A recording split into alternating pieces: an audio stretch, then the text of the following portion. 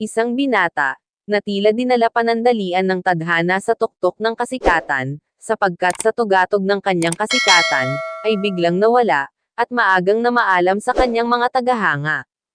Ito ang kwento ng artistang si Ricardo Carlos Castro Yan, o mas nakilala sa kanyang screen name bilang, si Rico Yan, ay hindi lamang isang sikat na artista, kundi isang tunay na huwaran, na nananatiling buhay, sa puso ng maraming Pilipino.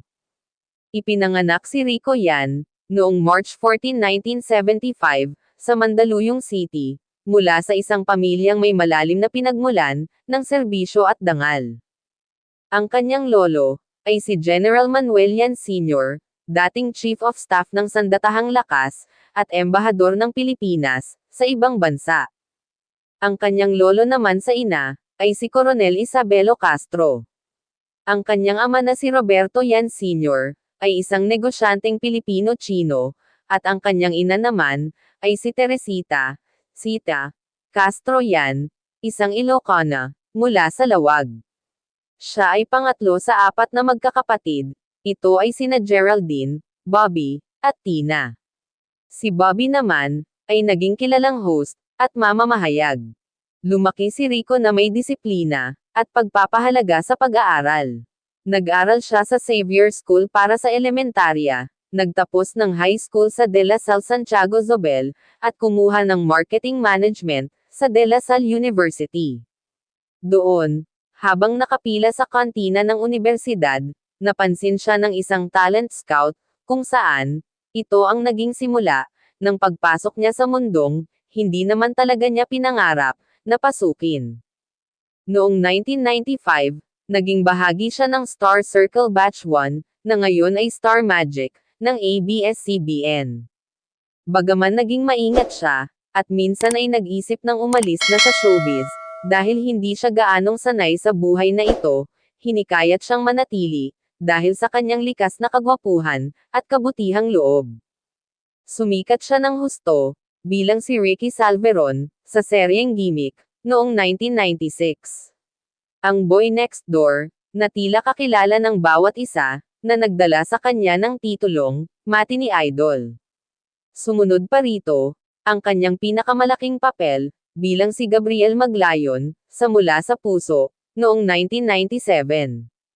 Kung saan, ang kanyang papel, ay ang tapat at mapagmahal na jeepney driver, na nagturo ng pagpapakumbaba at katapatan, kasama ang kanyang magiging karelasyon sa totoong buhay, na si Claudine Barreto.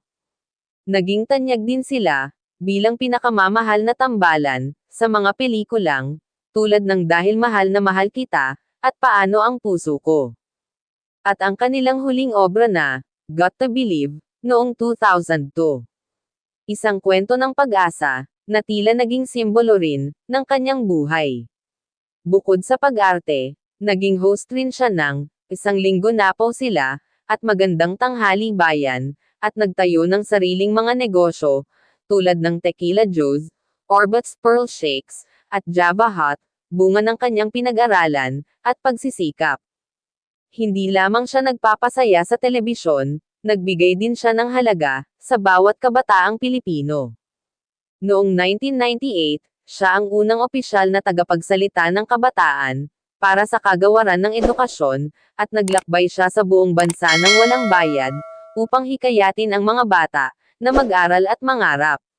Itinatag niya ang Pinoy Yan Movement, kung saan, madalas niyang ipakita ang isang lukot na 500 piso, at itanong, gusto niyo pa ba ito? Kapag sumagot ang lahat ng, oo, sasabihin niya, ganyan din kayo. Kahit anong mangyari, hindi nababawasan ang halaga nyo.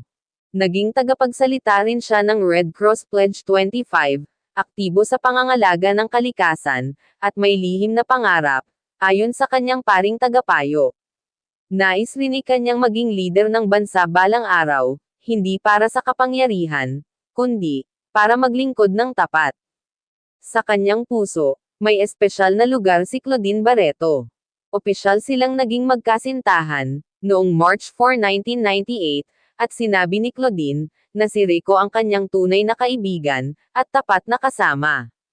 Bagaman naghiwalay sila ilang linggo, bago ang kanyang pagpanaw, nanatili silang nagpapahalaga sa isa't isa.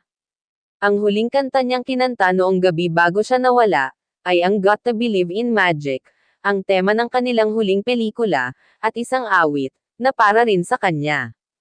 Noong Biyernes Santo, ika-29 ng Marso taong 2002, nagbakasyon si Rico Yan, kasama ang matalik na kaibigang si Dominic Ochoa, at ilang kasama sa Dos Palmas Resort, sa Palawan. Kung saan, ay siya mismo ang bumili ng tiket at nagbayad ng lahat, dahil gusto niyang makapagpahinga, at makasama ang mga taong nagmamahal sa kanya. Noong huling gabi bago siya pumanaw, ay masaya silang naghapunan, kumain ng seafoods, kumanta, at nagkwentuhan. Sinabi pa niya sa mga kaibigan, "Ito na ang pinakamagandang araw ng buhay ko, pwede na akong umalis."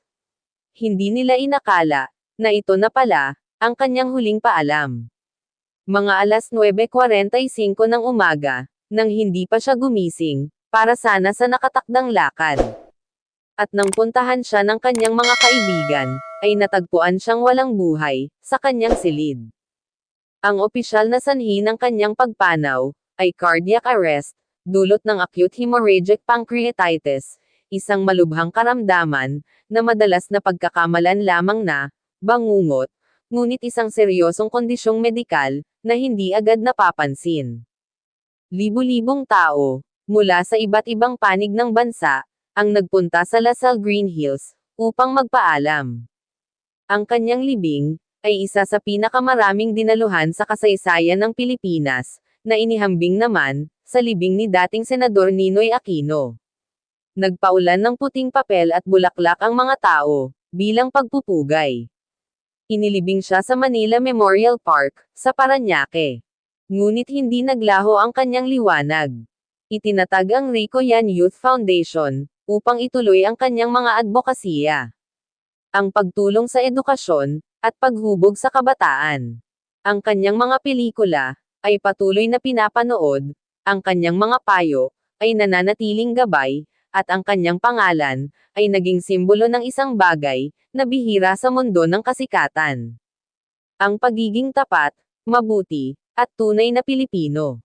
Sa edad na 27 taong gulang lamang, ay maaga siyang namaalam sa kanyang mga tagahanga, ngunit iniwan niya ang isang kwento, na hindi kailanman malilimutan, na ang tunay na kasikatan, ay wala sa liwanag ng ilaw, kundi sa kabutihang, ibinabahagi mo sa iba.